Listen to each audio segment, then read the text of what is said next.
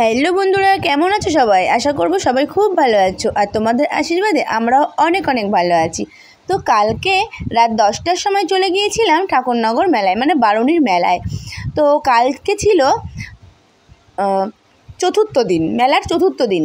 আর আমরা গিয়েছিলাম রাত 10টার সময়, মানে আমি, আমার ছেলে, আমার বর আর দাদা বৌদির ছেলে আর মেয়ে, আমরা এই কজন মিলে চলে গিয়েছিলাম মেলাতে। দেখো, বৌদি বলেছিল একটু রাত করেই বেরোবো, তাহলে ভিড়টা কম হবে। আর দেখো, আমরা যখন মেলায় পৌঁছলাম তখন কিন্তু প্রায় 10:30 বাজে।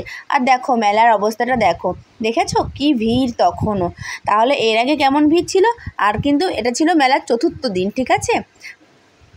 তাহলে বুঝতেই পারছো ঠাকুরনগর মেলায় কীরকম ভিড় হয়। তো আমরা প্রথমে ঠাকুর দর্শন করে নিলাম, ঠাকুর দর্শন করে নিয়ে চলে এলাম মেলার ভেতরে।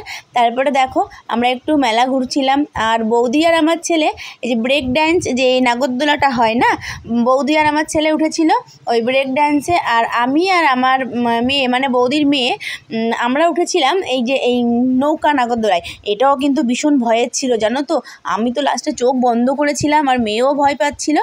তো তারপরে চলে এলাম আমরা মরণকূপ দেখতে। আর সব থেকে বিশেষ ব্যাপার কি জানো, এই মেলার বিশেষ আকর্ষণ হলো এই মরণকূপ। কি তোমরা কি কখনো দেখেছো এর আগে? তো দেখো কিভাবে 4টে গাড়ি, দুটো 4 চাকা আর দুটো 2 চাকা একসঙ্গে কিভাবে চলছে। দেখো সত্যিই মরণকূপ মানে মরণকূপই, যখন তখন অ্যাক্সিডেন্ট কিন্তু ঘটে যেতে পারে। আমার তো সত্যিই ভয় লাগছিল, কিন্তু যেহেতু প্রতি বছর এই জিনিসটা দেখি বলে এখন আর সেরকম ভয় লাগে না, কিন্তু তবুও আমি দূরে সরেই থাকি। দেখো উপর থেকে মেলাটাকে কি সুন্দর লাগছিল দেখতে, মরণকূপের উপর থেকে খুব সুন্দর লাগছিল। আর ভীষণ বড় মেলা। তো তোমরা কে কে এসেছো এই মেলায় আমাকে কিন্তু কমেন্ট করে জানাবে, ঠিক আছে? আর দেখো মন্দিরটাও কত সুন্দর লাগছে দূর থেকে দেখতে, খুব সুন্দর লাগে।